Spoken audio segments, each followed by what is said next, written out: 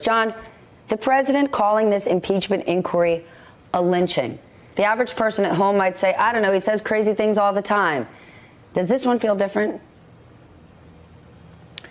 Well, he's now, as ever, tapping into the deepest parts of the worst aspects of our history. The president has long weaponized race and racism in his rise to national prominence. He began his national career in many ways by wrongly questioning the legitimacy of President Obama and his place of birth. He has, as Kristen just said, hit folks along the way. This is a moment where I think Republicans have to think for a second, or maybe longer than a second.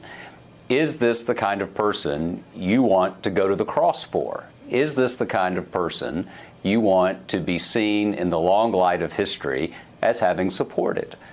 Lynching is the worst kind of crime. It's the worst part of the American experience. And the president is clearly, to my mind, trying to reach that core of supporters with racist appeals. And let's just call it what it is. I won't quote John Tyler. I won't allude to Henry Clay. This is a racist appeal. But, John, haven't you said that before? Haven't you and I sat in these very seats and you've said, no. Will Republicans follow this man after he said, fill in the blank? Sure. Sure. But the nature of history, the nature of reality is that you can't have everything the way you want it right when you want it. And I understand there are different opinions. There are diverse opinions. This is a big, disputatious, complicated country. And so it takes a long time. It took 26 months for Watergate. It took 4 years for Joe McCarthy.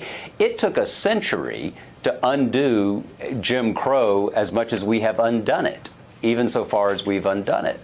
So, sure, this is incredibly difficult stuff. I don't fully understand why people have decided that poll number that those congressmen and those senators are seeing, and let's be clear here, I suspect people know this, but let's be very clear. The reason Republican congressmen and Republican senators are standing by the president, no matter what he seems to say, is because they are seeing polls from their district or their state that's not just saying Republicans approve of the president. They say that a high percentages that nobody's ever seen, strongly approve. And that's the moral quandary here. But I'll throw some Edmund Burke at you just to get the morning going. Edmund Burke, the British statesman, laid out a theory of representation. There are two ways to be a representative in a free government. One is to reflect the will of your constituents, and the other is to offer those constituents your best judgment. Republicans have been doing the former. It is past time for them to do the latter.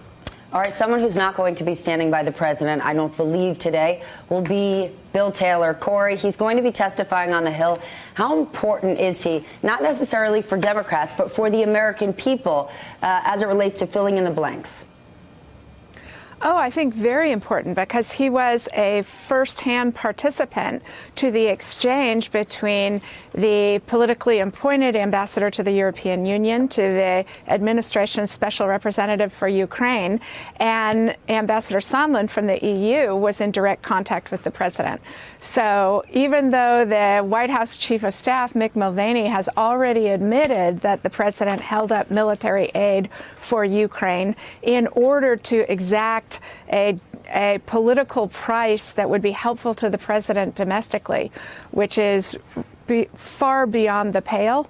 I do think public attitudes are changing, because people are pausing to think, if a president of the other party did these things, would I feel comfortable with that?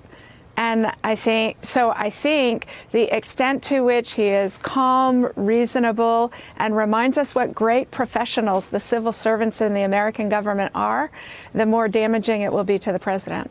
He came out of retirement in June to assume this role. He's probably wondering why exactly he did that. Phil, let's talk about this inquiry now being pushed into December.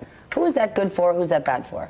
Well, it could go both ways, actually. But what the Democrats need to do is maintain the momentum that they've built over the last few weeks, because this is a political process, and what they're trying to do is shape public opinion and build public support for holding the president accountable, for convincing enough of the American people that he had an abuse of power so that these Republican senators will vote to convict him in an impeachment trial in the Senate. So if they're delaying the impeachment proceedings in the House, that could be bad if they stall out, if they lose momentum. But to the extent they're able to continue gathering evidence, to hold these public hearings, to do things on camera in front of the people to convince the people of the president's wrongdoing, the timing of when that vote actually happens may not make much of a difference. John, give us a history lesson. Republicans' number one complaint seems to be that this impeachment inquiry is treating the president unfairly. They're arguing that Bill Clinton was treated much better in 1998. Are they right? No, they're not. Nixon actually had a slightly more bipartisan experience with impeachment, and that was partly because of the era and partly because of a Tennessee Senator, Howard Baker, who decided that he would follow reason and not passion. He would actually follow the facts, as opposed to reflexively deciding that his guy, his president, who had won a massive landslide in 1972. 40% of Democrats in America voted for Richard Nixon in 1972. And Baker asked the question of the president of AIDS, what did the president know and when did he know it? It gave the process a bit more legitimacy. The Clinton process was ferociously partisan. I personally don't think this one feels that way. I know the president wants us to have that conversation. I know he wants to muddy everything up. And that's one of the reasons I think Rudy Giuliani is continuing to roll around the countryside, swerving his car to hit people along the way. But the basic objection that somehow or another this is an unfair process and no legal rights or whatever it was the president said in that outrageous comment is really doesn't have much standing. Impeachment is not a judicial process. If it were a judicial process, I think there'd be a lot more anti-Trump feeling than there is now. It is a political process. Phil, your paper, The Washington Post, reporting today about how the president's views on the Ukraine were fueled by conversations he had not with his own diplomats or influencers, but conversations he had with the Hungarian Prime Minister and Vladimir Putin. Why would he be listening to these guys? Yeah, this is an important story, and it fits a pattern through this presidency where Donald Trump has been easily manipulated by foreign leaders who have his ear, especially President Putin of Russia. Remember, Trump took the word of Putin about Russian interference in the 2016 election over the assessment of his own U.S. intelligence agencies. And we're seeing this again here, where Putin and the Hungarian prime minister are trying to shape his view of Ukraine, trying to convince him that Ukraine is a corrupted country, that this government is flawed, and Trump can internalize that and therefore see Ukraine as a country he could take advantage of for his own political purposes, or a country that's too corrupt as Putin sees it. Listening to Vladimir Putin, let's remind our audience it was the second paragraph of the Mueller report where Robert Mueller wrote, sweeping and systematic influence by a foreign government in the 2016 election. He was talking about Russia. Russia's leader is who the president is listening to. Corey, I want to talk, though. People know Vladimir Putin and his name well, but the Prime Minister of Hungary, Prime Minister Orban, New York Times describes this guy as an autocrat who has rolled back democracy. Yet apparently the president met with him for an hour back in May, and there were no note takers in the room. What might this guy be telling our president? Well, encouraging the same kinds of practices that he has brought to Hungary, which is shutting down free media, delegitimizing institutions, encouraging President Trump to see the lawful officers of the American government as politicized actors.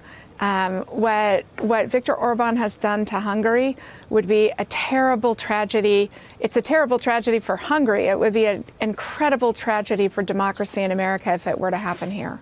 Hey there, I'm Chris Hayes from MSNBC. Thanks for watching MSNBC on YouTube. If you want to keep up to date with the videos we're putting out, you can click subscribe just below me or click over on this list to see lots of other great videos.